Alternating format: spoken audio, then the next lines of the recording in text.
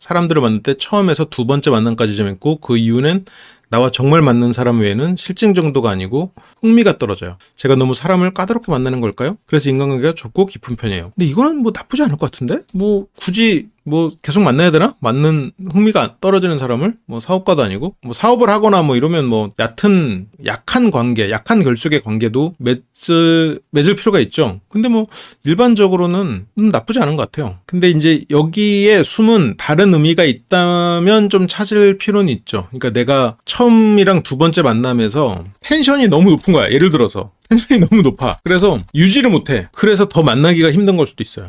불안정서, 더 친해지면 자기 사생활이 파괴될지 모른다는 두려움. 아, 이분 심리대 LBC 많이 보셨는데? 이런 가능성도 있어요. 그러니까 뭐 이걸 꼭 불안정서라고 딱 규정 짓기는 좀 힘들지만, 어쨌건 더 친해지면 자기 사생활이 파괴될지도 모른다는 그런 두려움이 생길 수 있죠. 이게 텐션이 너무 높다는 건 내가 이 사람한테 어떤 재밌는 모습을 보여야 된다는 강박이 있는 거죠. 한편으로는. 그러니까 오히려 이런 경우에는 반대로 해보는 게 좋을 것 같아요. 그러니까 처음에 그냥 아예 편안하게, 예전에 누가 차태현 씨에 대한 평가를 했는데, 차태현 씨를 처음 만나고 너무 막 뭐랄까 열정이 없어 보이고 그냥 막 친절하지 않은 모습에 조금 무례하다고 느꼈다는 거예요. 차태현 씨를 처음 보고. 근데 뭐 5년을 만나도 똑같은 모습이었대. 그러니까 그런 거. 근데 차태현 씨 보면은 되게 그냥 좀 유쾌하잖아요. 그냥 딱 그 텐션을 항상 유지하는 것 같아요. 보면은. 물론 뭐 이게 연예인들 모습을 어떻게 알겠냐마는. 그러니까 그런 거. 그냥 내가 뭐 잘 보이려고 애쓸 필요 없고. 그래 내가 원래 이런 걸 뭐 약간 이런 식으로 접근해서 사람을 만나다 보면 이게 해결될 수도 있고. 초기 에너지가 높은 거 한 달 정도 유지한다고? 근데 이제 그게 또 관계가 여럿이 되면 뭐 깊은 관계가 아니면 뭐 두세 번 만날 때 그게 좀 떨어질 수는 있겠죠. 이게 뭐 남녀 간의 문제라면 뭐 한 달 정도 유지할 수 있는데. 그래서 이게 만약 양동근 씨도 그럴 수 있죠. 차태현 좋죠. 그러니까 오히려 이제 그런 사람이 더 신뢰가 가지. 항상 이제 일관된 사람. 그러니까 그런 사람을 만나면 왠지 이 사람이 무슨 생각을 할지 궁금해할 필요가 없는 거죠.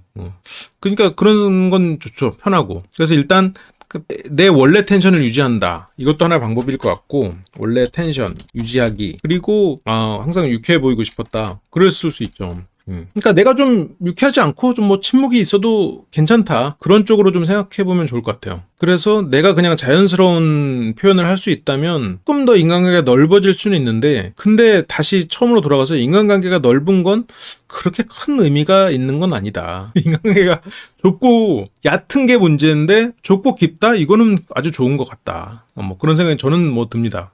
그리고 이제 불안정성, 그러니까 더 친해지면 사생활이 파괴될지도 모른다. 이제 저게 약간 회피형 애착인 사람들의 특성이기도 하거든요. 내가 만약 어떤 관계가 너무 친밀해지는 것에 대한, 관계에 대한 좀 두려움일 수는 있어요. 그것도 있을 수는 있지. 두려움을 좀 내려놓긴데, 이걸 내려놓는 건 이제 그 사람을 만나서 내 얘기를 좀 일부러라도 좀 해보는 거지. 그리고 내가 이제 그 사람을 조금 더 이 사람이 그러니까 좀 이게 결국 헌신인데, 이게 어떻게 보면 결과적으로 우리가 이 사람한테 이게 그냥 친구 사이에서 이러긴 좀 힘들어요. 그러니까 이런 친밀해지는 관계의 두려움은 보통 친구 이상의 관계가 될 때 저렇게 좀 두려워서 도망가는 경우가 생기거든요. 근데 친구 관계에서도 물론 생길 수 있지. 내가 생각하는 어떤 이상적인 그런 이미지, 그런 것도 유지하기 힘드니까. 또 같은 개념이긴 한데 조금 그렇습니다.